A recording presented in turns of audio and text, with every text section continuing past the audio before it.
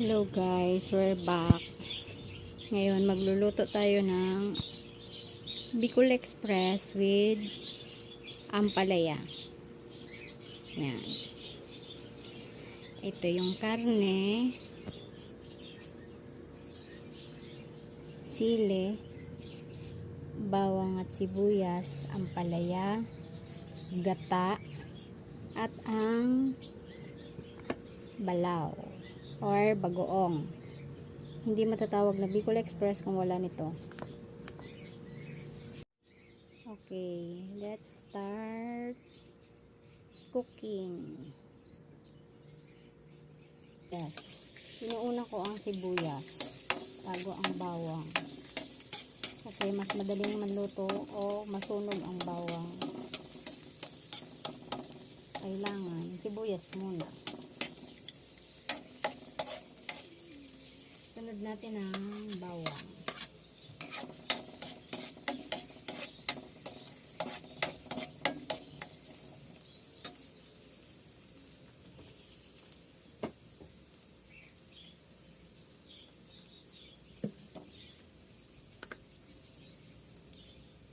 Lagyan natin ng paminta.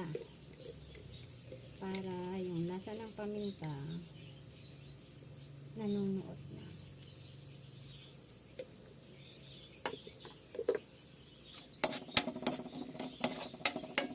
Sinasabay ko na yan sa bawang at sibuyas ang paminta.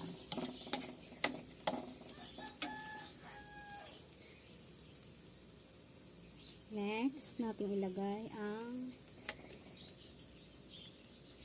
balaw or bagoong. Kasi ang Bicol Express, hindi matatawag na Bicol Express kung wala nito.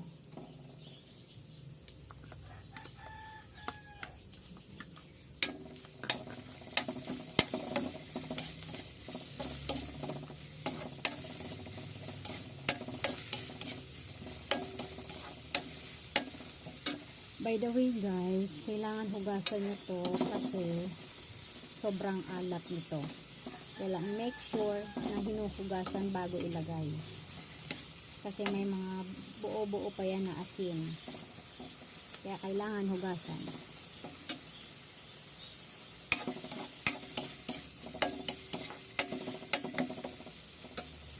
Next, nasunod natin ang karne ng baboy.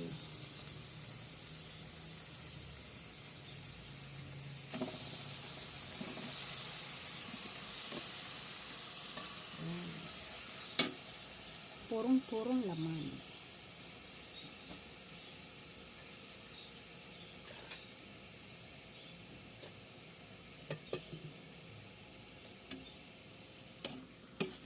Haluin lang natin.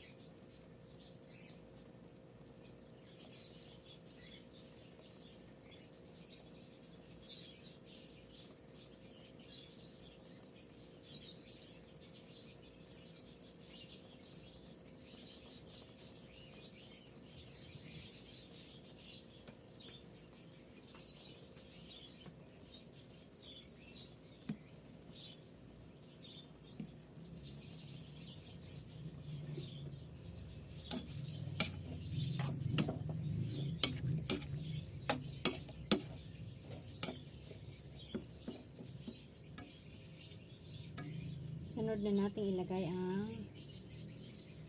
gata. Kakang gata.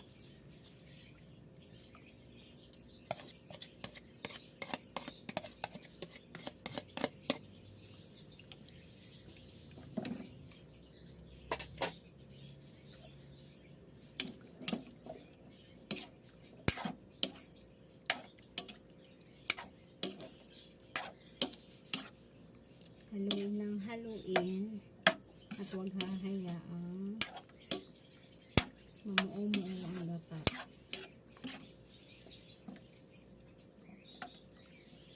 Kumbaga sa Bicolano, magkurta. Kailangan continuous lang ang paghahalo.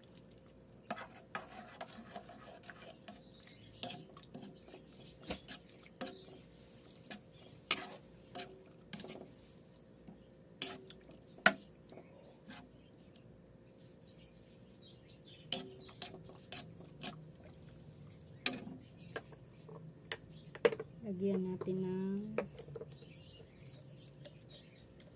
konting seasoning. Tapos ang aking favorite na ginisa mix. Favorite ko yan, guys. Mas malasa.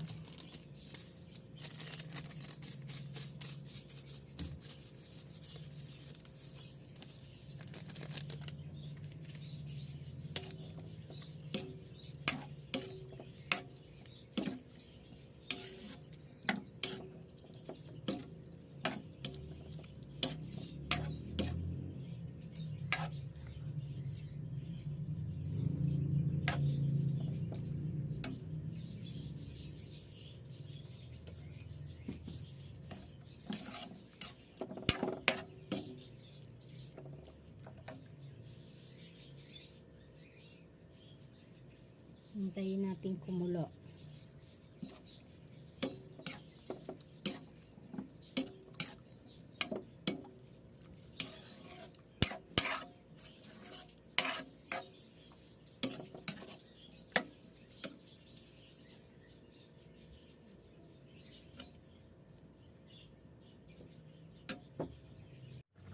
Ayan guys, kumukulo na ang ating gata.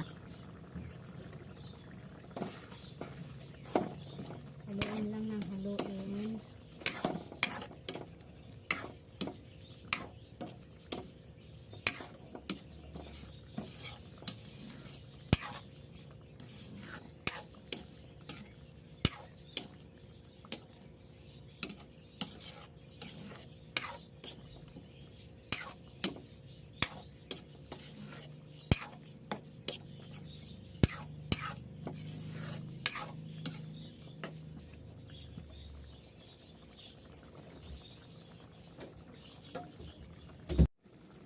Ayan guys, kumukulo na siya ng husto. Hintayin na lang natin siyang magmantika bago natin ilagay ang mga sumusunod pang kulang. Masyado pa siyang masabaw.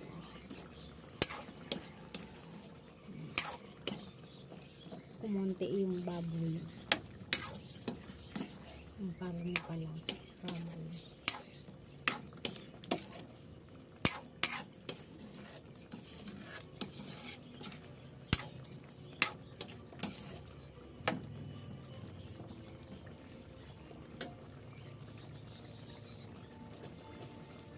Titikman natin para malaman natin kung kailangan nating magdagdag ng asin or hindi.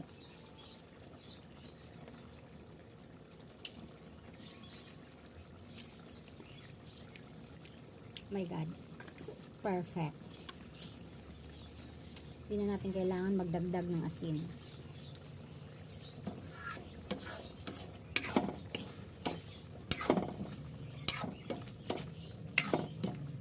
Haluin lang natin ng haluin.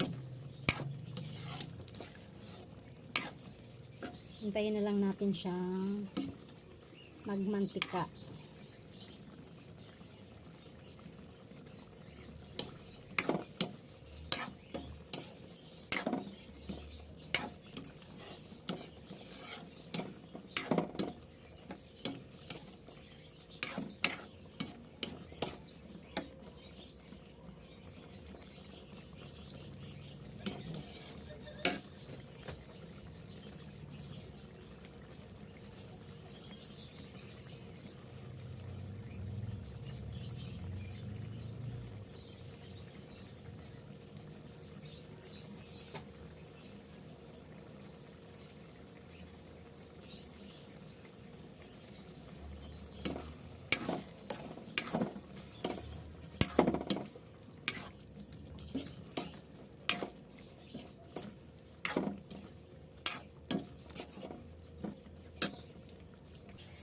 Mantikang mantika.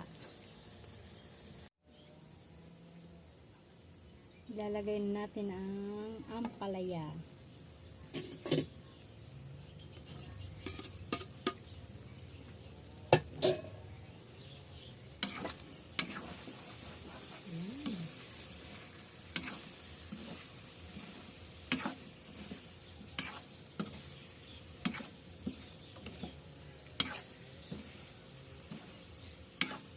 Gusto natin sa ampalaya yung hindi masyadong durog o kaya overcook ng malalata na ba ang tawag doon, yung malanta na ang ampalaya. Kailangan medyo parang green pa at saka crispy siya pag kinain.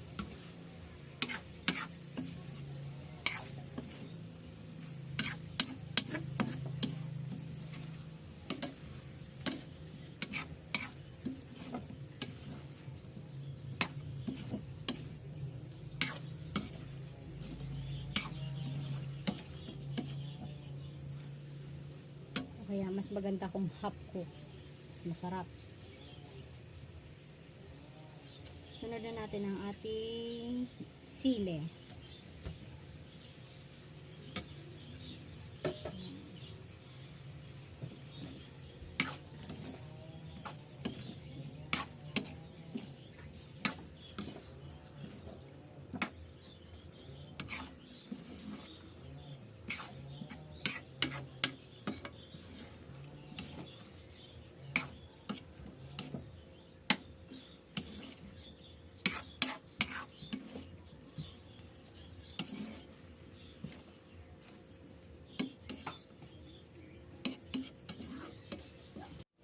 Ayan.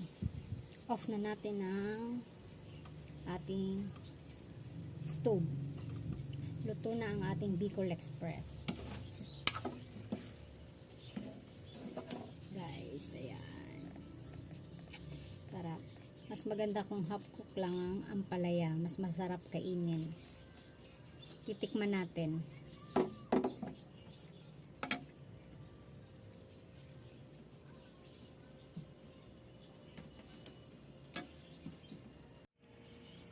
Ayan, ang ating palaya.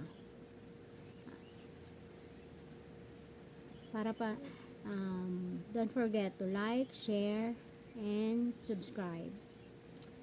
Sa mga gusto nyo pang video na aking gagawin, request lang kayo or comment down below.